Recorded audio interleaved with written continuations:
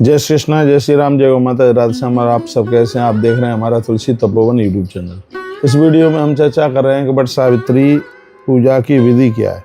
तो अथा सा व्रत विधि सुनिए। भविष्य ज्येष्ठे मासी त्रयोदश्याम दंत धावन पूर्वकम। यह व्रत बहुत माताएं 3 दिन का करती हैं, त्रयोदशी, चतुर्दशी और अमावस्या। 3 दिन का नहीं कर सकती हैं तो 1 दिन का तो जरूर कीजिए। दंत काष्टम समम शुभ्रम जातीयम चतुर अंगुलम। इसमें 4 अंगुल की दांतों ली जाती है जिससे दांतों को मांजा जाता है। बचेत कार्य शुद्ध्यर्थम व्रत विघ्न विनाशनम। दांत मांजने से कोई अन्न का टुकड़ा दांतों में नहीं रहता और इस तरीके से व्रत करने पर संपूर्ण विघ्नों का नाश हो जाता है। नित्यम स्नान महानद्याम प्रलागे निर्जरे पीवा।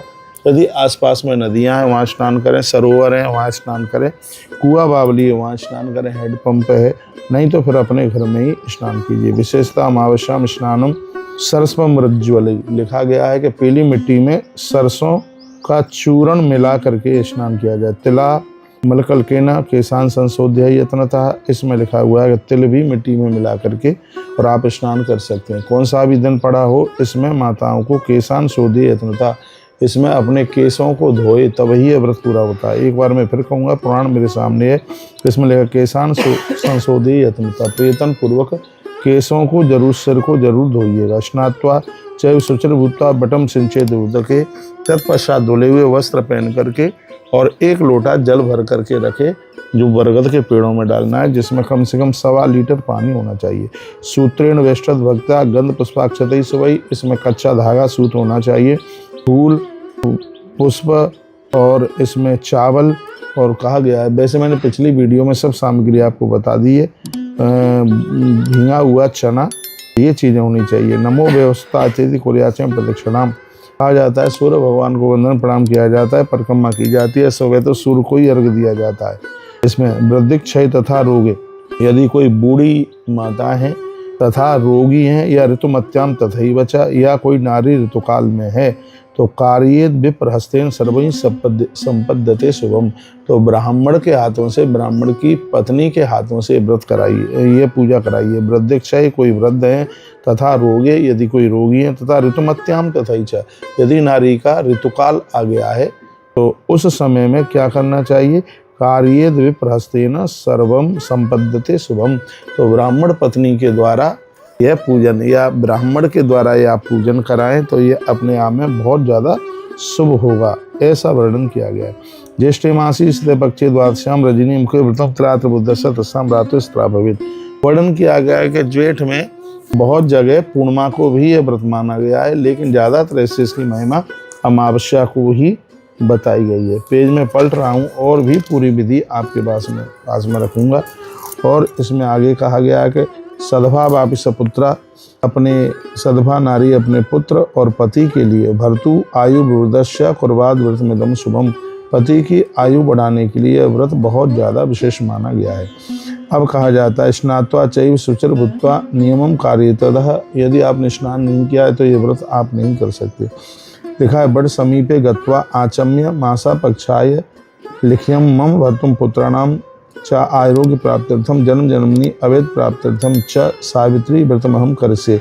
इस तरीके का संकल्प किया जाता है। बरगद के पेड़ के नीचे बैठकर पहले 3 बार आचमन किया जाता है, दाहिने हाथ में जल लिया जाता है, उसमें चावल और फूल रखा जाता है और इसमें संकल्प किया जाता है। संकल्प वटवृक्षस्थो ब्रह्मा वट मध्य जनार्दन। क्या बोला जाता है इसमें? संकल्प में किया जाता है कि हे बरगद देवता, आपकी जड़ों में स्तो ब्रह्मा और आपके मध्य में नारायण विष्णु और वटाग्रे तू शिवो, आपके एक एक शाखा में स्वयं भगवान शंकर और बड़ संस्कृता जटायाम सावित्रो, और आपकी जटाओं में माता सावित्री विराजित है। हम आपकी पूजा करने के लिए जा रही हैं। आप हमारे पति और पुत्र को आरोग्यता दीजिए और लंबी उम्र दीजिए। यही कहकर वट सिंचामी तम मूलम सलरे पे तो बेसीता। वही ऐसा ही कहकर के संकल्प के बाद में वृक्ष की जड़ों में पानी डाला जाता है।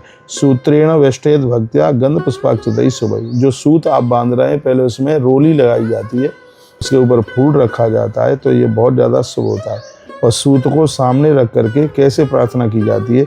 नमो वटाय सावित्री ब्राह्मयेश प्रदक्षिणाम सावित्राम चपटम सम्यक जीवन मत्रई प्रपूज्येत।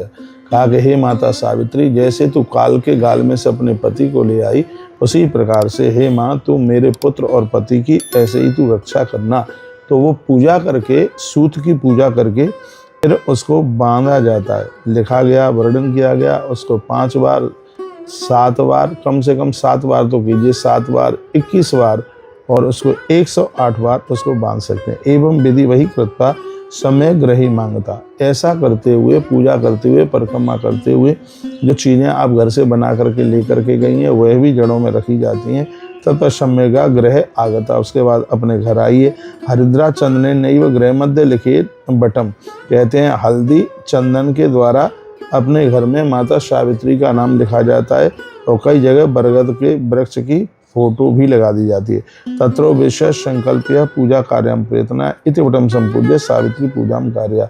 घर पर भी आकर के पूजन किया जाता है। तिथ्यादि संकीर्त्या मम जन्म जन्मानि अभेद प्राप्त्यर्थे प्रार्थना की जाती है कि मुझे कभी वैधव्य न हो, मेरे पति की उम्र हमेशा बढ़ती हुई रहे। इस तरीके से यह व्रत किया जाता है। इसमें चंद्र अर्घम प्रदुप्ता च पूजा तो ताम सती, कहा जाता है कि रात्रि के समय में लेट निकलता है चंद्रमा, लेकिन उसको भी अर्घ देने की बात कही गई है। मिष्टान नानी यथाशक्ता भोज्योत्पाद जोत्तमान। दूसरे दिन यानी पड़वा के दिन, दूसरे दिन इसमें अपना पारण उसी दूसरे ही दिन किया जाता है। भोज्योत्पाद द्वजोत्तमान, इसमें ब्राह्मणों को बुला करके भोजन कराया जाता है। भोक्षेयम तो जगद्धात्री निर्गुणम कुर्मे शुभे, और अन्नपूर्णा मैया को प्रार्थना की जाती है, हे माता अन्न का जितना भी दोष है उसे आप बिल्कुल दूर कर दीजिएगा।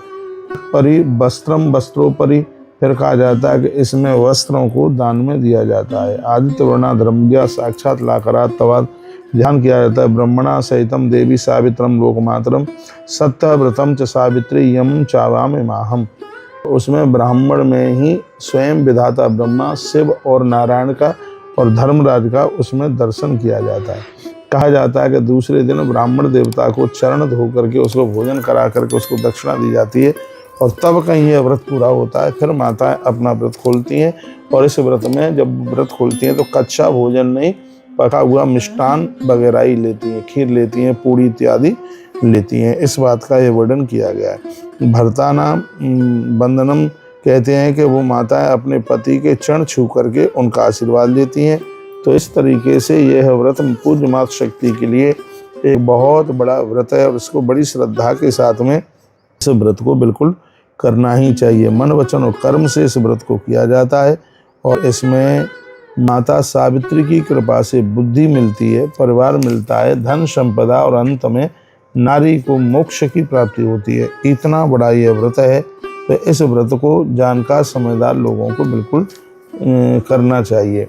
अब आगे सावित्री आशुपति राजा पादु जगरा वीरवान स्वनामा चतस्तु तस्य समीपता, तो कहा जाता है कि व्रत इसको बरगद के वृक्ष के सानिध्य में सत्यवान और सावित्री की जो कथा सुनी जाती है उसकी अपने आप में बहुत ज़्यादा बड़ी महिमा है। अब मैं इसी की अगली वीडियो में सावित्री बट सावित्री व्रत कथा सुनाने के लिए जा रहा हूँ, उसको आप जरूर सुनिएगा। ये मैंने आपको संक्षेप में पूजा की विधि बताई, संस्कृत के श्लोक बोल बोल करके व्याख्यान किया है, इससे आप जरूर लाभान्वित होंगे। वीडियो में कुछ अच्छा लगा है तो इसको आगे जरूर भेजिए, जिससे और भी भक्त लोग इससे लाभान्वित हो सकें।